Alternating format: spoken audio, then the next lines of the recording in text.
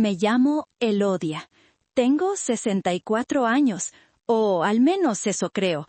Hay días en que el peso de mi vida me hace sentir de 90, y otros, muy pocos, en que una brisa de recuerdos me devuelve a los 20. Esta historia, sin embargo, comienza hace 3 meses, en un día que se sentía de 90. La cocina estaba impregnada del aroma espeso y complejo del mole poblano. Llevaba horas con él. El chile ancho, el mulato, el pasilla, el tueste de las almendras, el chocolate abuelita derritiéndose lentamente. Era el plato favorito de Amador, mi hijo. Siempre lo fue. Hoy lo preparaba como una especie de ofrenda de paz, o quizás de rendición, para celebrar la víspera de su gran viaje. La cocina ya no se sentía mía. Hacía 5 años que Amador y su esposa, Gemma, se habían mudado conmigo solo por 6 meses, mamá, mientras nos estabilizamos.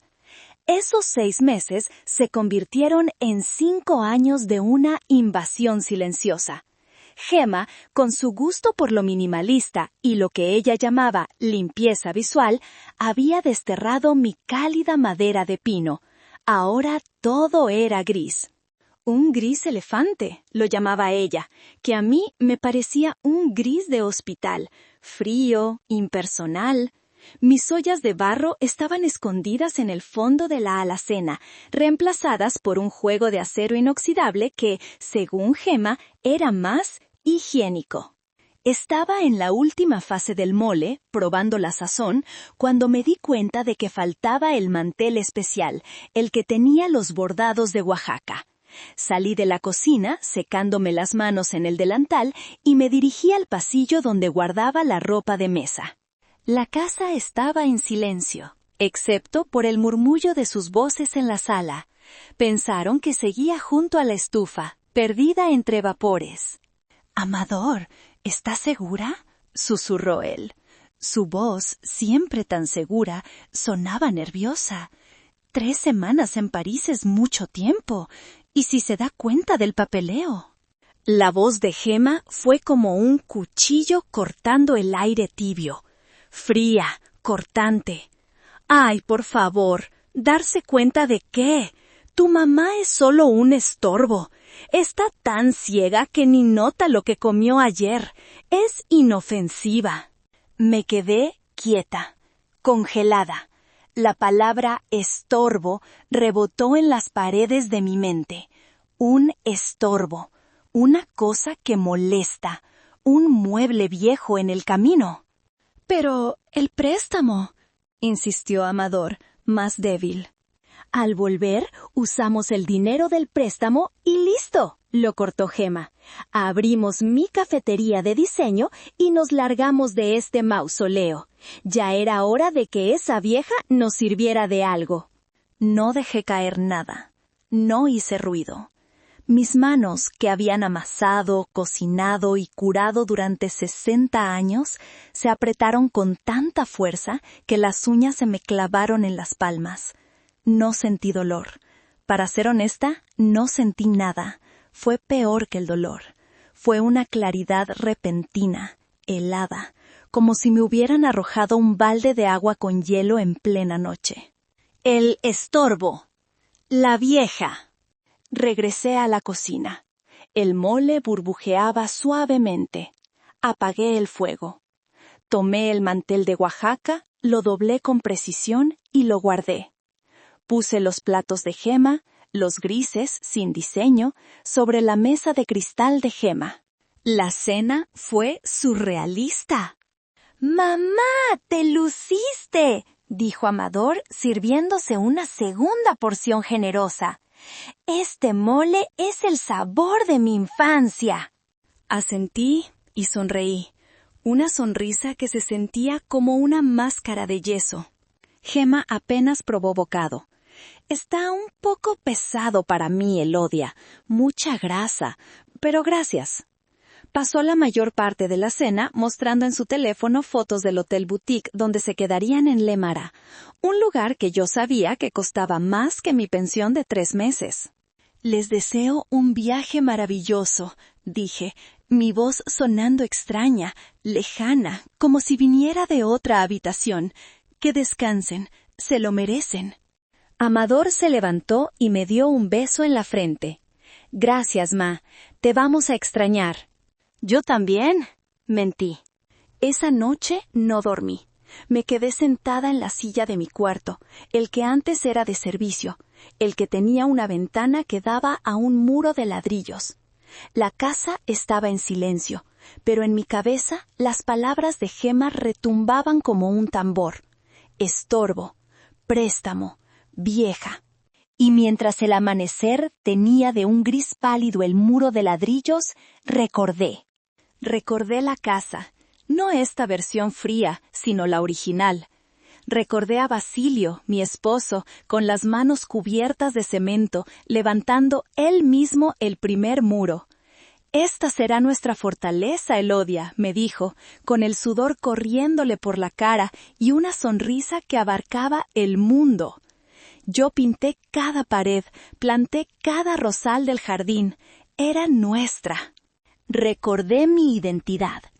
Antes de ser la mamá de Amador o la viuda de Basilio, yo era Elodia Campos, la dueña de Dulces Elodia, la mejor pastelería de la colonia.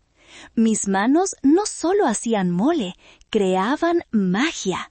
3 leches, 1000 hojas, conchas que se deshacían en la boca. El olor a vainilla y nata era mi perfume. Y recordé el sacrificio. Basilio enfermó. Cáncer, agresivo. Amador era un adolescente, con el mundo por delante, ajeno a la tormenta que se cernía. Los tratamientos eran brutalmente caros y el seguro no cubría todo. Así que tomé una decisión. Vendí Dulces Elodia, vendí mi identidad, mi sueño, mi independencia por 5 años más con el amor de mi vida. Basilio murió hace 10 años. Amador nunca supo el verdadero costo de esos 5 años. Creyó que la tienda quebró. Yo dejé que lo creyera. 5 años después, Amador tocó a mi puerta. Él y Gema. «Mamá, solo 6 meses. El banco nos pide un ahorro que no tenemos, solo hasta que nos estabilicemos». Mi corazón de madre, estúpido y ciego, les abrió la puerta. Los primeros meses fueron sutiles. «Mamá, esta alfombra está muy vieja, junta mucho polvo». «Elodia, ¿te importa si guardamos estas fotos de Basilio? Es que, bueno, ya sabes, da un poco de cosa». Las fotos de mi esposo terminaron en una caja de zapatos en el fondo de mi nuevo y pequeño armario. Mi sillón reclinable, donde Basilio y yo veíamos las estrellas por el tragaluz que él diseñó, fue reemplazado por un sofá seccional gris, tan incómodo como hermoso, según Gema. Mi cuarto, el principal, el que tenía el tragaluz, se convirtió en el estudio de yoga y meditación de Gema. Yo fui exiliada a la habitación de servicio. «Así tienes más privacidad, suegra», me dijo Gema con una sonrisa que no le llegaba a los ojos. Poco a poco, me convertí en un fantasma en mi propia casa. Una inquilina silenciosa que pagaba su renta con moles y ropa lavada. Y ahora, según Gema, ni siquiera eso era suficiente. Ahora yo era un estorbo. Y había un préstamo. A las 6 de la mañana, cuando el primer rayo de sol iluminó el polvo en el suelo de mi cuartucho, tomé una decisión. La claridad helada de la noche anterior se convirtió en un fuego frío en mi estómago. Ellos se fueron al aeropuerto a las 7. Los despedí en la puerta con la misma sonrisa de yeso. «Tomen muchas fotos», les dije. Tan pronto como el taxi desapareció por la esquina, volví a entrar y cerré la puerta. La casa estaba en silencio. Un silencio absoluto, denso. La palabra préstamo regresó. ¿Qué préstamo? Mi corazón latía con fuerza, Pero mis manos estaban firmes. Fui directamente al estudio de yoga, el antiguo cuarto de Basilio y mío. El olor a incienso de sándalo de Gemma colgaba en el aire. Me dirigí a su escritorio de diseño, ese blanco y minimalista que parecía de laboratorio. Abrí el primer cajón. Revistas Vogue, recibos de spas, menús de restaurantes caros. El segundo cajón, cerrado con llave.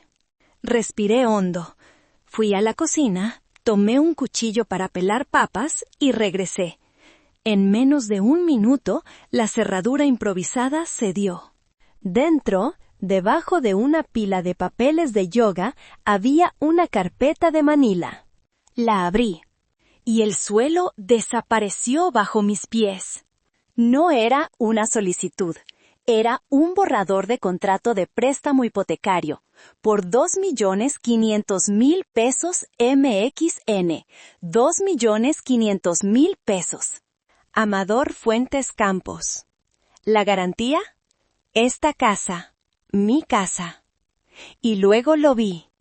En el fondo de la carpeta había varias hojas de papel, hojas de cuaderno, y en ellas mi firma, mi nombre, Elodia Campos Uda de Fuentes, escrito una y otra vez. Algunas firmas tachadas, otras temblorosas. Estaban practicando. Y junto a esas hojas, una fotocopia a color de mi INE, mi identificación oficial. Recordé de inmediato. Gemma me la había pedido hacía 1 mes. Suegra, para un trámite del seguro de la casa, por si algo pasa. Me senté en el suelo de mi antiguo dormitorio. El sol que entraba por el tragaluz de Basilio me daba en la cara. Me sentía sucia. No solo querían echarme, no solo me veían como un estorbo. Querían robarme. Querían endeudar mi casa, la casa de Basilio, para pagar sus caprichos en París y su estúpida cafetería de diseño. Si no pagaban, el banco me quitaría la casa, me dejarían en la calle. Temblaba, no de miedo, de rabia, una rabia pura, blanca, que nunca había sabido que poseía. Tomé el teléfono. Mis dedos apenas respondían, pero marqué el número que no había marcado en años, el número de Fermín. Fermín Ordóñez, el mejor amigo de Basilio, su compadre, un abogado de la vieja escuela, retirado pero no olvidado. «¿Elodia?», respondió su voz grave, sorprendida. «¡Milagro que llamas!». «Fermín», dije, y mi voz se quebró. «Necesito verte. Es sobre Basilio y la casa». 1 hora después, estaba en su despacho. Un despacho que olía a libros viejos, tabaco de pipa y café fuerte. Le entregué la carpeta. No dije nada. Él leyó. Vi cómo su rostro pasaba de la confusión a la preocupación, y de ahí a una furia contenida que casi hizo temblar los vasos en su escritorio. Cerró la carpeta con un golpe sordo. «Elodia», dijo, quitándose los lentes. «Esto es fraude, criminal. Esto es cárcel, Elodia. Quieren robarte la casa que tú y Basilio». Y entonces me derrumbé. Lloré por mi pastelería perdida, por mi esposo muerto, por mi hijo traidor. Lloré por los 5 años de invisibilidad y por la estúpida palabra estorbo. Fermín me dejó llorar. Me sirvió un café negro amargo. «Escúchame bien, Elodia», dijo cuando me calmé. «Legalmente, esta casa es tuya, 100%. El testamento de Basilio fue claro. Pero ellos no se van a detener. Esto es solo el principio. Si te hacen esto, no tienen límite». «¿Qué hago, Fermín? ¿Los denuncio? Es mi hijo».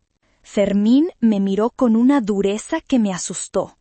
«No esperes, no los confrontes, no intentes hablar con ellos, no razones con serpientes. Actúa ahora. Tienes 3 semanas». «¿Actuar cómo?». ¡Véndela, Elodia! Su voz retumbó en la pequeña oficina. ¡Vende esa maldita casa! ¡Saca tu dinero, tu vida, y desaparece! ¡Protégete! Es lo que Basilio querría. Salí de su despacho con el café amargo en el estómago y una resolución de acero en el corazón. Llegué a casa, la casa gris de Gemma, pero mi determinación era fuerte. Fui al refrigerador a tomar agua, y entonces lo vi. Mi mano se detuvo. Ahí, pegado con un imán de I Love Cancún, había un dibujo hecho con crayones, de 2 figuras, una grande, una pequeña. Abu y yo, decía la letra temblorosa de mi nieto Uriel. Tenía 6 años. El dibujo era de nosotros 2 en la cocina, comiendo galletas. Uriel, mi Uriel, el único rayo de sol en esa casa gris, el único que me veía, el único que corría a abrazarme cuando llegaba del kinder con su olor a sol y a resistol. Me senté en el suelo de la cocina y volví a llorar. Si vendo la casa, ¿cuándo volveré a ver a Uriel? Él es inocente en todo esto. ¿Cómo puedo dejarlo con esos monstruos? Por él había aguantado. Por sus abrazos, por sus buenas noches, Abu. Por él me había convertido en el estorbo silencioso. Mi mirada viajó del dibujo de Uriel a la carpeta con las firmas falsificadas que aún sostenía en mi mano. Y entonces lo entendí. Si me quedaba, si aguantaba por Uriel, ¿qué le estaba enseñando? Le estaba enseñando que estaba bien tratarme así, que estaba bien que su madre me llamara estorbo, que estaba bien pisotear a la abuela, que el amor significaba aguantar el abuso en silencio. ¡No! Me sequé las lágrimas, con una rabia nueva, una rabia de leona. Lo hago por mí, y también lo hago para que él no aprenda la lección equivocada. El amor no es sumisión. Despegué el dibujo de Uriel del refrigerador. Lo doblé con cuidado y lo guardé en el bolsillo de mi delantal. Tomé el teléfono y llamé a Fermín. «Fermín», dije, mi voz firme, «tienes razón. Véndela, rápido». Las siguientes 2 semanas fueron un torbellino. Fermín fue un ángel vengador. «Tengo un inversionista», me dijo al día siguiente. «Compra en efectivo, rápido, para remodelar. Pero te ofrecerá un 15% menos del valor de mercado. Necesita cerrar en 10 días». «Acepto», dije sin dudar. La ironía me hizo sonreír. Lo que Gemma tanto odiaba de la casa, su estado viejo y anticuado, era precisamente lo que la hacía atractiva para un inversionista que quería destriparla y convertirla en un dúplex minimalista. Mientras Fermín movía los papeles, yo movía las cajas. Comencé el empaque. Fue una arqueología de mi propia vida. Primero, mis cosas, las pocas que quedaban, las fotos de Basilio que había rescatado, mis libros de recetas de la pastelería, el rodillo de madera que me dio mi madre. Todo fue empacado con cuidado, con papel burbuja, con lágrimas.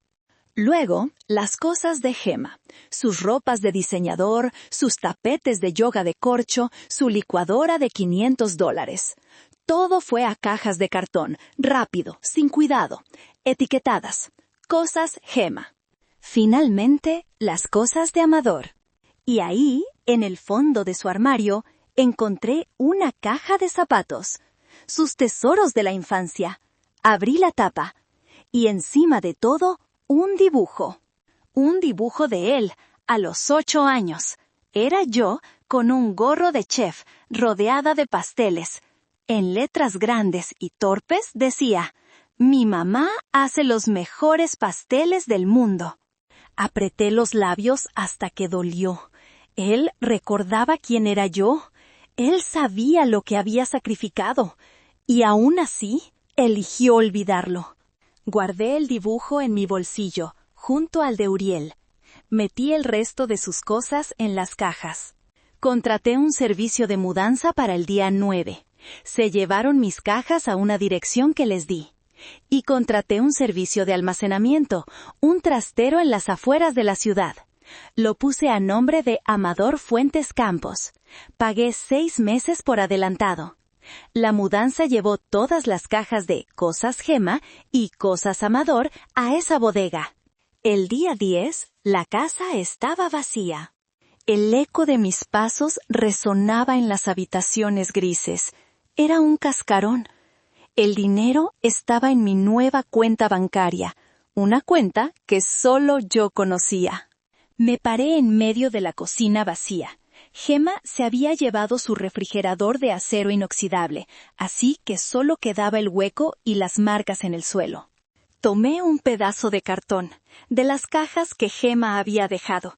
Tomé un plumón negro, y en la letra más clara que pude, escribí: «Un estorbo lo hizo». Dejé el cartón en la barra de granito. Salí de la casa por última vez. Cerré la puerta principal. No miré atrás. Caminé hasta la esquina y tomé un autobús. No un taxi, un autobús.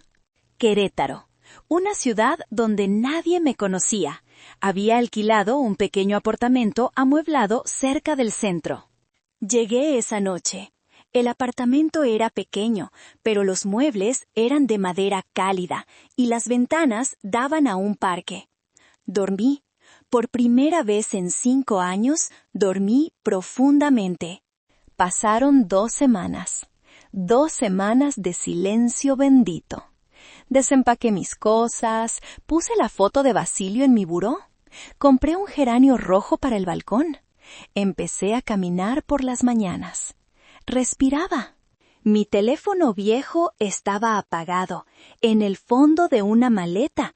Tenía uno nuevo, con un número nuevo. Solo Fermín lo tenía.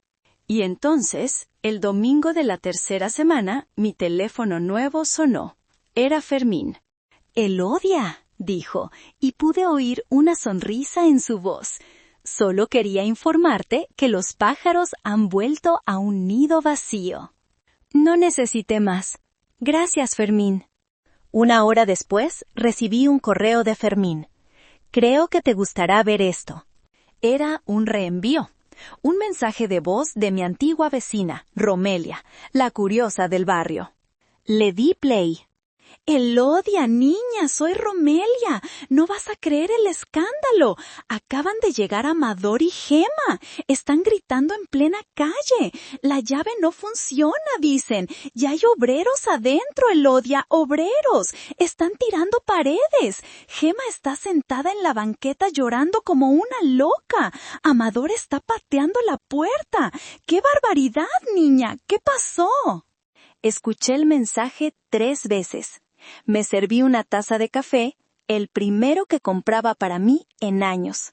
Salí al balcón a regar mi geranio. Entonces, mi teléfono viejo, que había decidido cargar por pura curiosidad, empezó a vibrar como loco. Lo había conectado al Wi-Fi del apartamento. Mensajes de Amador. Decenas. «Mamá, ¿dónde estás? La llave no funciona». «Mamá, hay gente en la casa. Están demoliendo». «Mamá, nos robaron. La casa. Llama a la policía». «Contesta, mamá. Es una emergencia». «Elodia, ¿dónde diablos estás? Gema está histérica». La ironía. Incluso entonces, en su pánico, él todavía creía que yo era su cómplice, su aliada, la mamá que iba a solucionar el desastre que él había creado. Dejé que los mensajes siguieran llegando. Apagué el sonido. Al día siguiente, Fermín me llamó. «Quieren una reunión. Amenazan con demandar. Gema dice que eres una vieja senil y que yo me aproveché de ti. Amador está más asustado. Les dije que solo me reuniría con ellos si tú estabas presente. Será en mi despacho, mañana a las 10. Tú decides, Elodia». «Ahí estaré, Fermín», dije. «Es hora de terminar esto». Tomé el primer autobús de la mañana de Querétaro a la ciudad. Llegué al despacho de Fermín a las 9:30. Él me sirvió un café. Me puse el vestido que solía usar para las bodas en dulce celodia, uno de lino color beige. Me sentía tranquila. A las 10 en punto, la puerta se abrió de golpe. Gema entró primero, con el rostro hinchado de llorar y de rabia. «¡Usted!», le gritó a Fermín. «¡Ladrón! Estafó a una vieja senil. Vamos a demandarlo a usted y a esa». Se detuvo en seco cuando me vio, sentada tranquilamente, tomando mi café. Amador entró detrás de ella, pálido, con los ojos inyectados en sangre. «¡Mamá!», dijo, con un alivio que me dio asco. «¡Mamá! ¡Gracias a Dios! Diles que fue un error. Dile a este hombre que cancele la venta. Nos quitaron todo, nuestra herencia». El silencio se apoderó de la oficina. Dejé la taza en el platito. Hizo un leve clic. «Nadie les quitó nada que fuera suyo, Amador», dije, mi voz calmada. «Y no estoy senil. Pero ustedes sí cometieron un crimen». Me levanté. De mi bolso saqué la carpeta que Fermín me había devuelto. La puse sobre el escritorio de caoba. «¿Recosen esto?». Saqué la solicitud de préstamo por 2,5 millones de pesos. Saqué las hojas de cuaderno con mi firma falsificada. Saqué la copia de mi INE. Gema se quedó blanca. Literalmente. El color huyó de su cara. Amador miró los papeles. Luego miró a Gema. Y en ese momento vi al niño débil que siempre había sido. «Te dije que era una estupidez», le gritó. «Te dije que se daría cuenta». Ahí estaba. La confirmación. Él era el cómplice débil. Ella, la cerebro. «Fermín», dije, volviéndome hacia el abogado, ignorando sus gritos. «¿Podemos proceder con la denuncia penal por fraude ahora?». Esa palabra. Penal. El pánico se apoderó de ellos. «¡No!», gritó Amador. «¡No, mamá, por favor! ¿Cárcel? Soy tu hijo». «Él odia, por favor», suplicó Gema, las lágrimas de cocodrilo corriendo por su maquillaje caro. «Fue un error, estábamos desesperados, no sabíamos lo que hacíamos». «Sabían exactamente lo que hacían», dije, fría. «Me llamaron estorbo, planearon robarme y se fueron a París». Se quedaron callados. Miré a Amador. «Tú sabías lo que mi pastelería significaba, sabías lo que Basilio significaba, y no te importó». Saqué algo de mi bolso. Una llave. La puse sobre la mesa junto a los papeles del fraude. «Ahí están sus cosas», dije. «Una bodega en la carretera a Toluca. Pagué 6 meses. El resto de su vida es su problema. No quiero volver a verlos. Nunca». Amador tomó la llave como si quemara.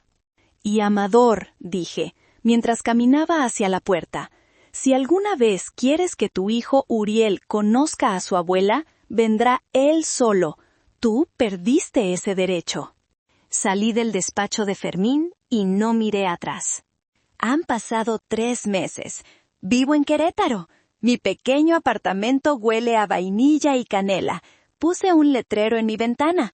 Pasteles y postres, la abuela. Los vecinos empezaron a venir, primero por curiosidad, luego por mis conchas. La semana pasada tuve que comprar un horno más grande. No soy rica, pero soy libre. Soy yo misma otra vez. Fermín me dijo que Amador y Gema están viviendo en un pequeño apartamento rentado, discutiendo todo el tiempo. No sé nada de ellos. Pero hace una semana mi teléfono sonó. Un número desconocido. «¿Abú?», dijo una vocecita. Mi corazón se detuvo. «Uriel, mi amor». «Abú, te extraño». Papá me dio el número. Dijo que lo sentía. Hablamos por media hora. Le conté de mi parque. Él me contó de su nueva escuela. Me llamaron estorbo y me quitaron mi identidad. Ahora, poco a poco, la estoy recuperando. Hice lo que tenía que hacer para salvarme. Pero díganme ustedes, ¿hice bien en no mandarlos a la cárcel? ¿Hice bien en dejarles esa puerta abierta solo por mi nieto? ¿Ustedes qué habrían hecho